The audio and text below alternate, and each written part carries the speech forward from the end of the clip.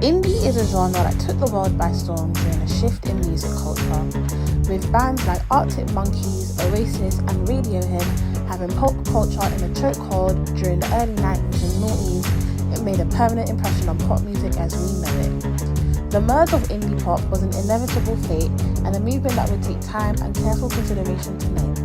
But after much deliberation, they chose indie pop, which is why I'm telling you why you know nothing about indie pop.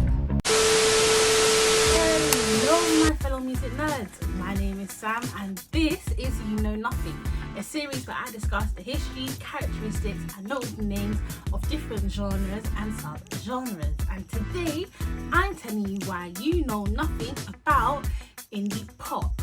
Indie pop is a genre in its own right, and it grabbed mainstream popularity around the mid-80s to 90s, where it actually arose as a genre during the post-British punk period in the 70s to 80s around that time. Main characteristics of indie pop include homely beats, guitar solos, piano solos, unedited singing, just a very homemade feel. Indie actually stands for independent, and to be independent it pretty much means you're either an artist, a band, group or a label that doesn't use a publisher when releasing music. And if you're a band or an artist, it could also mean that you are not signed to a record label. As I mentioned earlier, it came up during the post-British punk period, and they kept that same essence of being very independent, not being very mainstream, but these indie pop artists started releasing music that was a lot softer and more melodic than traditional indie rock. This softer and more melodic music in turn was called indie pop. We had indie music, which was generally indie rock, and indie pop was a little section that they took out, and it grew so much that it ended up being its own genre. Indie pop is actually a merge of a few things. So it's a little bit of DIY ethic, there's also a little bit of folk style in there mixed with mainstream pop. Indie pop is generally, as I said, softer and less gritty than indie rock, but it's just not as glamorous as mainstream pop, so it sits somewhere in the middle, and people say it's very similar to modernized folk music.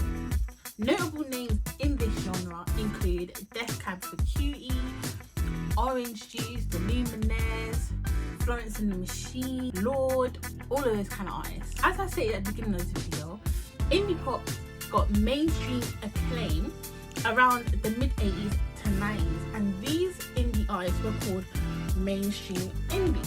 This was mainly because indie pop was starting to be recognized as influencing pop.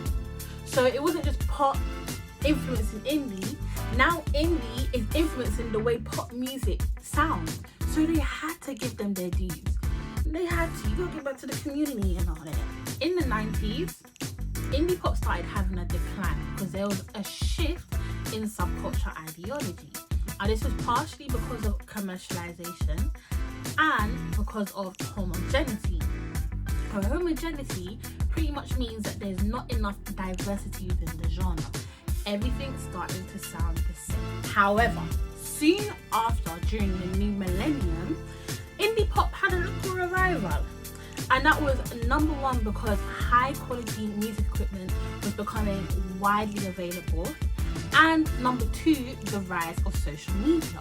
Social media created a platform for artists who did not have the backing of major labels, companies, managers. People who was just people. Working musicians, should I say. Social media created a platform for artists that had a more unique or diverse style to get their music heard. Now people weren't just exposed to general, maybe the one or two indie songs that would get on a radio station, but now you have a whole plethora of artists, of songs, all different types of indie pop, so you just gotta pick which one works for you. It also helps balance the reception of this music, like how many people will see the songs. It kind of evened out a bit, and it also opened the way for more authenticity when it came to music. Another thing that changed the game for indie artists was streaming platforms, especially things like SoundCloud or Spotify, because both of them are really good apps for independent artists. SoundCloud is pretty much social media for musicians. So if you've got tracks, mixes, anything, you can literally just create a SoundCloud account and upload it. Now that SoundCloud has advanced even more, there's so much more support you can get with your career on those kind of apps. And another one is Spotify, because Spotify can really help you with pushing your music, because you can literally upload it, send it to them, and hope that they put it on a playlist. And if they do, you're good. Loads of people listen to Spotify playlists. That's how a lot of people find their new music.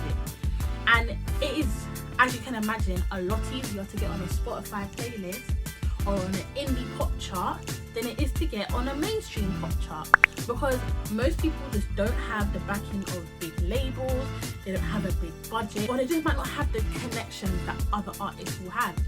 Most people know that the music industry can be very biased to people who can throw a lot of money at a track, at a song, at an album. Another thing that makes the indie pop chart more appealing, to be honest, is that you don't really need a booking agent so much. You don't need to pay so many people to get your music heard. Whereas back in the day, you needed a manager, you needed a booking agent, you needed a record label, you needed a publisher. This is a lot of hands in the pie. Okay? It's a lot of hands in the pie. Not to say that all of these things are dormant or you don't need them at all, or they're the worst thing in the world, because they're really not. And it depends on where you want your career to be. But in general, there's pros and cons to everything. There's pros and cons to being independent or not being independent. It's about what works for you and what your career goals are. You need to be pushing for your music to get on these kind of charts or get on these kind of playlists, to even be heard, to even be picked up by a record label anymore. That's just the way it is now. Indie pop has also influenced like twee pop, chamber pop, bedroom pop, and as I said, indie was, and I feel like even to this day still has an influence on pop music. The term indie has definitely grown since the birth of indie, because now it's not just indie rock or indie pop. You might not think to call people who do other genres that are not signed to indie, but they are. Anybody who's not signed to a record label or to a publisher is an independent artist. There's so many indie artists now, and a lot of them are probably in your playlist. That just goes to show that diversity is very important, because had it not been for social media and they opened up the scene for more interesting and just more diverse sounds to come through, boy, indie pop will be dead. Just because us man ain't trying to be fleeced the way these artists were fleeced 20-30 years ago. We've all seen behind the music. We have I Don't Care, we all know. TLC and Pebbles, a peak. That's one of many. But other than that, guys, thank you so much for watching today. I really hope you enjoyed. And if you did, hit the like button. And if you'd like to see more from me, hit that subscribe and that notification bell if you're feeling it. I don't know if you're feeling it. Did you learn something new today? Do you have any more information you want to share in the comments? Do you have any indie pop songs that you want me to listen to? Plug me on. You know what to do. Also, if you watched to the end of this video, leave this emoji in the comments just so I know that you're enjoying this content. Other than that, I hope you have a wonderful day, evening, night, whatever time it is for you. And I'll see you in the next one. And I am out.